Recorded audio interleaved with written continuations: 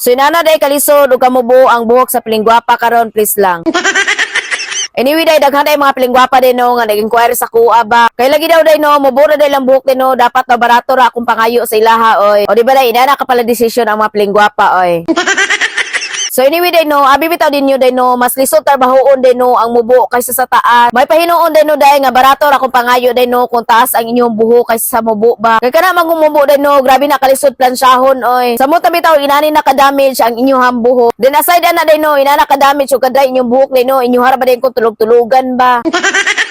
Pero day kana akong mga pilingwapang mga client ay no, kung matulog gali na sila da sa bangko day no, isa kuha jud na silang pasagdaan. Muna day ako jud mag-adjust sa ilahang pagkapilingwapa ba.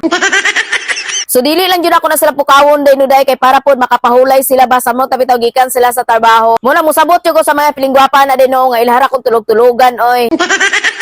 Anyway day ang process din ng buhok sa pilingwapa din no kay damage ug dry naman lagi ni ang ihang buhok. Muna ang itrabaho siyang buhok ani day no ang ato ang KUS hair treatment or keratin upstraight sa wiris. Kay para manggo dili mo samot o ka-damage ang ihang buhok ba. Mao jud na always ako ginaingon sa akong mga client na pilingwapa oy. Pag damage lagay yung buhok no, isayo ipapugos og pariban. Kay lagi ang kailangan magud yung buhok na din no hair treatment na dai sa keratin upstraight. Anyway na dai ko full video ani day no og mora day to no by mo oy.